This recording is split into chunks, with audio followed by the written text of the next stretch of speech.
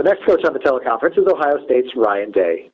Ohio State plays TCU on Saturday, an 8 p.m. Eastern Time kickoff on ABC. Coach, thank you very much for joining us today. If you could give us some quick opening comments, then we'll go ahead and take questions. Yeah, just like I said yesterday in the press conference, we're looking forward to this game. Obviously, a great opportunity to go on the road for the first time and play top 20 opponent. And so we're knee deep in game planning right now and excited for the challenge. Thank you, Coach. We'll go ahead and take questions now. To ask a question, please press star 1 on your telephone keypad. As a reminder, if there are no questions in queue following 2 prompts, we will conclude that coach's portion of the call. Your first question comes from Ken Rhoda with WHBC Radio. Ryan, TCU will be a much tougher opponent than your first 2 teams. What concerns or challenges do they present for you guys Saturday night? First off, a veteran group who's played big games before. Going into their environment, obviously, it's very right down the street for them. Especially a lot of the guys on defense have played there and have played a lot of football. Their scheme is obviously excellent. Coach Patterson puts them in great position to be successful. And they don't hurt themselves. So everything we get, we're gonna have to earn. And so, big challenge coming up for us. You used your backup quarterback, Tate Martell, early in the first 2 games, and he's had success. Is that going to continue this week against TCU and maybe all season long? And what's the reasoning, I guess, behind that plan? Well, I think that, the plan has always been to play Tate. He brings a different skill package to the table, and you could see that last week. He's getting better, and he and Dwayne, are playing their first real football here this year. Dwayne played a little bit last year, but, in terms of meaningful time, it's the first opportunity for both of them to play and to get real experience. And so now they both have to take the next step because now we're going on the road in a big environment. So, trying to get them as many snaps as we can. Thanks. Your next question comes from the line of Kim May with the Columbus Dispatch. Thank you very much. Hey, Ryan, just specifically that 4-2-5 defense, what is the toughest challenge in terms of deciphering what they're up to? Is there a rhyme or reason to it? And then number 2, do you feel like Dwayne is up to that challenge? Yeah, that 4-2-5, they have a hybrid linebacker who has the ability to, play coverage, but then also get in the box and get his nose dirty. And so, the matchups are difficult because, Coach Patterson, recruits to that defense, and he's got a lot of guys that fit that mold. And so it's hard to find matchup problems when they have guys who can do multiple things. And so that's a challenge for us, trying to find those matchups. In terms of Dwayne's preparation, obviously today will be our first practice, and he started, yesterday getting prepared for this defense. So the focus even in a game like this, though, is more on us and giving them a good picture and clean protection and staying on rhythm. Yeah, and past that, obviously Rutgers present you guys with some, let's call it problems, at least from a identity standpoint or identification standpoint. But have you seen Dwayne really progress in that regard, in that part of the game? How have you seen him progress, I guess? Yeah, I think he did a nice job going into last week and preparing for the different blitz patterns and communicating obviously with the offensive line. Anytime you're in the pass game, protection is a huge part of it. Communicating with those guys and doing the work to understand what blitzes are coming, to pick them up and to get those guys identified the right way. And when you don't do that, that's when you can get out of rhythm.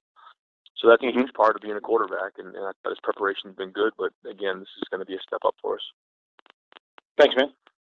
Yep. Thanks, Tim.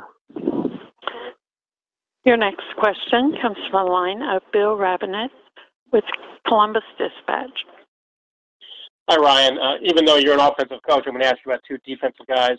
First, Jeffrey Okudah is in the quarterback rotation as a true sophomore. Obviously, he had 2 pass interference calls in the opener, but overall, how would you assess his development? Yeah, Jeff has really developed, over the past year. Has a lot of talent. Very aggressive. He's not going to back down from anybody. So his mindset and approach is just like the great corners that we've had here.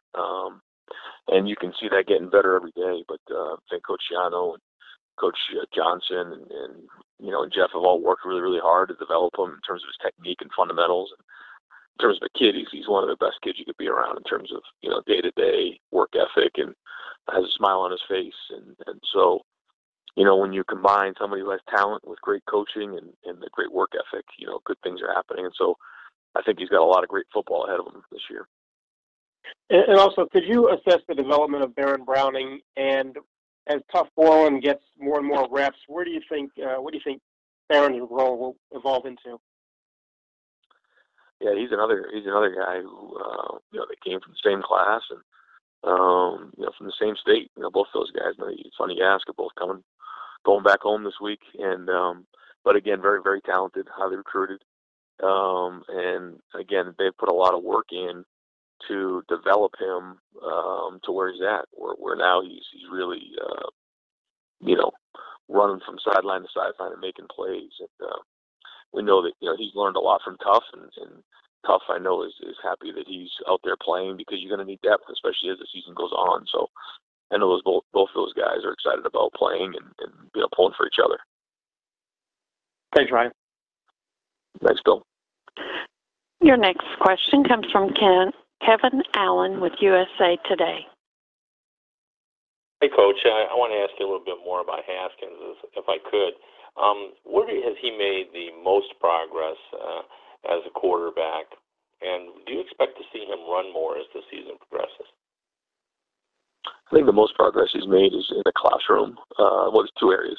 One is in the classroom, understanding the offense, understanding football, really going to work, and there's so much that goes into being a quarterback: the route structures, the protections, and the run game, and then taking command of the offense. And so I think that's really taken off in the last year. And then secondly, what he's done with Mick in the weight room, how he's changed his body. And so now he's become more of a physical presence. He's a big guy back there. He's stronger. He's got, more mass to him. And so I think those are the two areas of progress. And your second question was what? About running, and whether or not we'll see him run. Yeah. I think when the opportunity presents itself, he will. He showed that a little bit in the first game. And so, he's going to have to at some point along the line, beat you with his feet, and teams are going to start to defend the pass maybe a little bit more, and that'll open up. So, the thing that happens to us, though, is we have two great running backs and a great offensive line, so it's not like, they're going to sit there with six guys in a box. They're still putting the seventh guy in, which, forces us to throw the ball. And so that's kind of the idea. And then once that happens, then we look to throw it, So, but I do think as the season goes on, he will run more. And how much has Martell improved as a passer, and does that make him more dangerous as a runner when he can pass as effectively as he did in the last game? Yeah, I think he has improved significantly in the last, in the last really, couple months. And then I think anytime you have a threat to throw the ball with his athletic ability and running ability, then you have to defend both of those things. And when you can equate numbers with the quarterback run, they have to take usually a safety out of the middle of the field. That opens up the middle of the field, and now shots down the field become available. Thanks, Coach. We can take one last question for Coach Day. Your next question comes from the line of Noah Trister with Associated Press. Hi, Coach. The loss to Oklahoma last season, I guess, may ultimately have been the difference between Ohio State making the playoff and not making it. Does that come up at all, I guess, this week, just in terms of reinforcing to guys that, even at the Big Ten season, maybe ultimately the priority is, these games like this could be what ends up make or breaking things in the end?